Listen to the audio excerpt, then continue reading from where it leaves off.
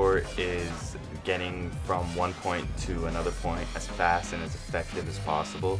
Being able to make your way around certain obstacles such as walls, rails, fences, anything like that, whether it's running away from someone or something.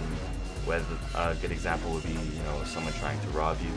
You can easily get away from them, and it's a very good thing to be able to learn, because then you know where you are as a person, you know what you can do, what your strengths are, what your weaknesses are.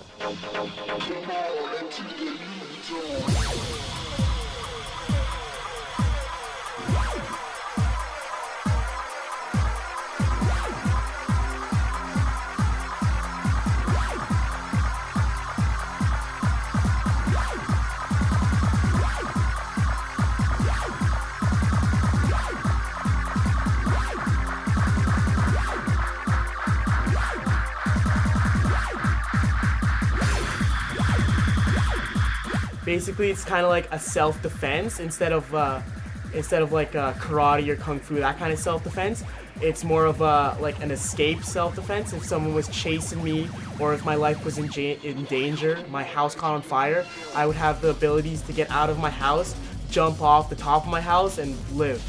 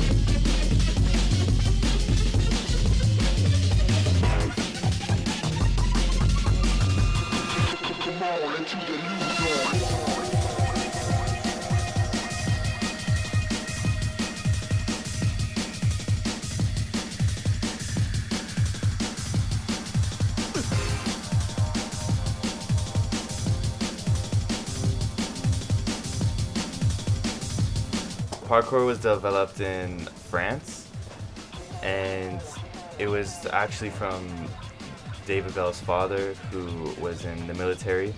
He had taught his son what he had learned in the military and taken it to his son, and his son had developed a name for it in the late 90s, which is now known as parkour.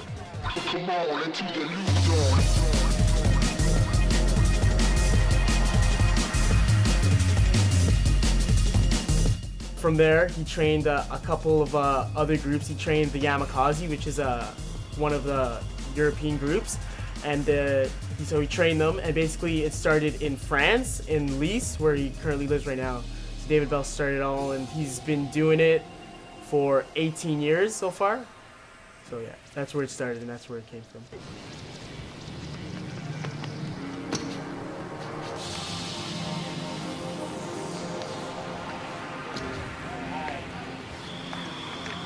My favorite part is if you ask someone how it feels like when they're in the air, they could never tell you, because when you jump off of something really high, you just go into instinct mode, so you have no idea what you're doing. Your body just takes over. And from when I jump off of something to when I land on the ground, that's the part I love. It's just my body taking over control, and I have no idea what I'm doing. It's just the adrenaline you get sometimes from doing things that you know you could do, and trying out new things, and going for a run and forgetting about everything. It's just you and the obstacle and everything. The tricks that we do, not really called tricks, they're called vaults. They'd be a monkey vault or a Kong vault, whereas you're jumping at an obstacle and both hands hit the obstacle at the same time, like a rail, and my body would go through my legs would be tucked in, and I go through my arms over the rail. There's also other vaults called a speed vault, where you'd be sprinting at a rail, jump over the rail, grab it with one arm, and push yourself further to get distance past the rail.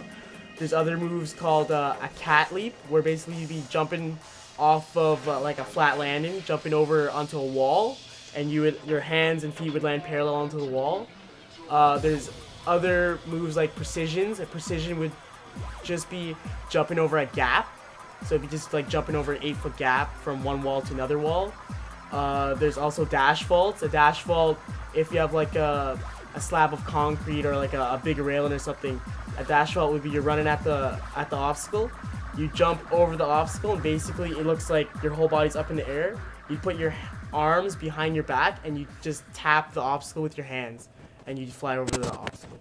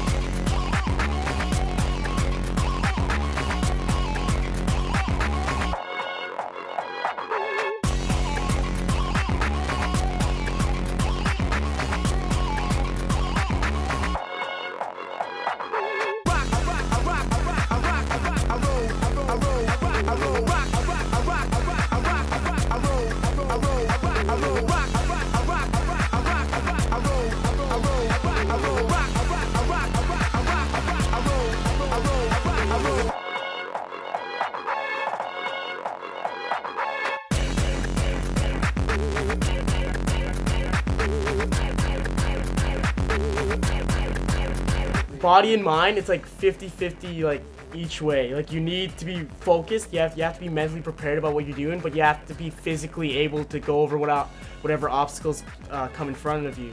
So basically if you could like do like a long jump and you could jump 13 feet on the sidewalk, like you could do that on the sidewalk, but you jump 13 feet from one building to another building. Most people can't even jump 3 feet.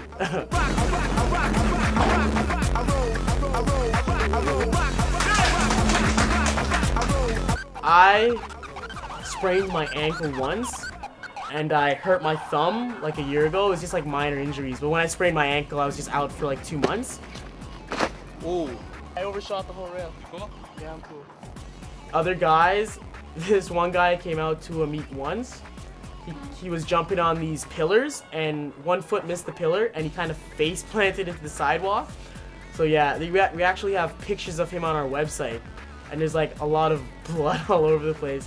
I've known guys that have, this one guy ripped his tricep, ripped the muscle in his arm. Other guy, he was trying something and his heel hit the curb, broke his foot, broke his ankle. And there's a lot of, those are like the big injuries that have happened in Toronto. Injuries that I have were like scrapes and bruises. That's most of them. Twisted my ankle twice. That's pretty much it.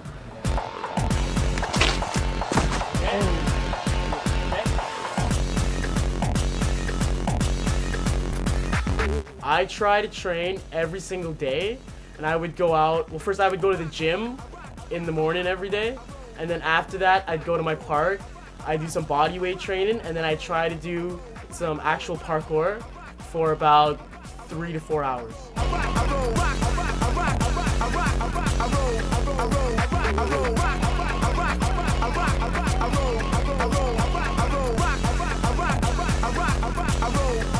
If you want to be fit and try something new and different, just come in and try it out, come to meets and stuff. I mean, it's not hard, anyone can do this, even if you've done nothing in your life before sitting on the couch watching TV all day, all the time.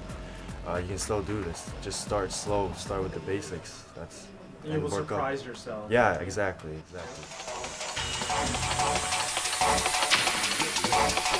Down. Of the drum.